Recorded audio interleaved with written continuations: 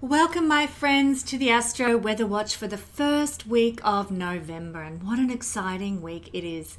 You know, I've been loving giving live readings and hearing everybody's stories and journeys. And the more I do that, the more I realize we are really on a pivotal point in time when the energies are shifting and things are changing significantly in everybody's life. What's going to happen for you this week? Well, firstly, on November the 3rd, Venus is going to be making a square to Jupiter. These two planets give us a lighter, hard aspect than the malefics when they make a square aspect in the sky. It's actually a great transit for good times and having fun. A good energy for generosity and optimism. But as with all Jupiter hard aspects, just be a bit wary of overdoing it. Venus is pleasures and luxuries, fashion and food. And Jupiter in hard aspect like this is extravagance. So make sure you know what's in your bank account before you spend. And watching your waistline is also very helpful. Socializing and friendships can really flourish now. So relax and enjoy the beautiful connections in your life. 4th of November, Mars is going to be doing some more trining work that he's been up to for the last couple of weeks. This is a trine to Neptune that Mars will be creating. And this is when action meets intuition in a really harmonious way. When this happens, things look set to move in the right direction. Our compassion is transmuted into action. We wear our heart on our sleeve a little more, and we can solve problems in a kinder way. So this energy mixes in a really fascinating way because these planets that are usually quite polaric do this complementary tango right now. Compromise comes easier. We move through life's activities with a gentler, more relaxed pace, and patience becomes so much more than just a virtue. It's a state of being. So take time to participate in beautiful activities now. Paint, dance, go swimming or sailing. It may just transport you into that happiness realm. Then on the 5th of November, Mars moves into Sagittarius, a fire planet in a fire sign. Get ready for this feisty but lovely energy. Now, if you are stirred up about something philosophically, you're going to want to take some action and do something about it. Patience tends to be forgotten when Mars moves into Sagittarius. Restless momentum is the name of the game. This is also a playful and fun energy though, so you'll usually be able to inject some good humor into all your actions. You might find that you have the ability to convince others of your perspective with this passionate planet in the sign of ethics and beliefs. Just keep your dogmatism under control. You might need to be a bit conscious about that. We need to allow others to have their differing opinions too.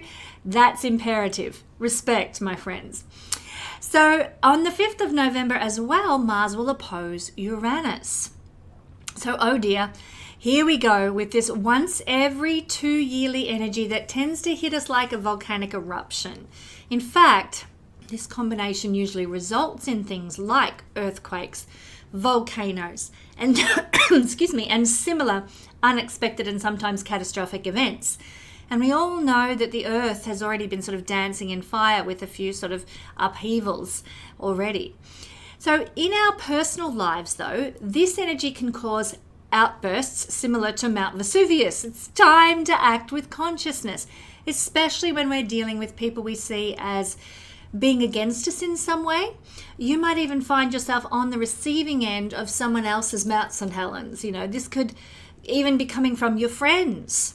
So forewarned, forearmed, people are explosive under Mars opposition Uranus energy, as well as literal explosions around the planet. Breathe deeply. You can tell I've got a bit of a lung thing going on. I need to breathe deeply right now. And we need to direct our energy into useful activities that Mars Uranus rules. For example, Mars rules acupuncture. Acupuncture is a good source of using this energy. Mars rules needles, and Uranus rules alternative healing. So something like that is a really great thing to direct this tense energy into. Cooking and exotic stir fry can also be very Mars Uranus. Doing some martial arts or activities that help us release nervous tension, especially physical activity that helps us release nervous tension, absolutely Mars Uranus. But keep whatever you choose to do a bit spontaneous and a bit unexpected so that you're channeling the best of that Uranus energy as well. And above else, avoid dealing with electricity on Mars opposition Uranus days. Okay, so no fiddling with that lamp that's been a bit funky. Leave it to the professionals and, walk away. On the 6th of November, we have a super full moon in Taurus at 13 degrees. This is quite an interesting one. The moon is exalted in Taurus. It's at the degree of Aries. It's conjunct the fixed star Aldebaran, and it doesn't really have any strong aspects, but being a supermoon, it's going to be quite supercharged. I do talk about that in some other videos that I do. Finally, for the week ahead, the 7th of November, Venus moves into Scorpio. Depth and intensity are hallmarks of Scorpio, my friends, and when Venus moves here, it's often that we will be embracing more depth and intensity in our lives. Deep, intense feelings regarding our significant attachments. Powerful, extreme passions regarding the things we love in life, be they a person, place, or thing. Love or hate, both are measurements of the same essential nature, just at different degrees. This is what we know as the principle of duality. So we can have extreme hate, extreme passion, extreme love, and extreme passion in those areas. Scorpio is the harborer of all extremes in the dualistic world. Control of our innate desires versus passionate demonstration of those desires. Inexplicable ecstasy in connection versus profound depression because of the lack of it. So this could be a very polaric month that Venus transits through Scorpio.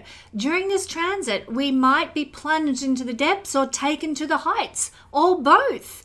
One thing is for sure, this yearly sojourn will see us transformed, either stepping up the ladder of personal consciousness and enlightenment, or plunging further into despair because of our mental narrative. The power is actually in our own hands. This is our free will.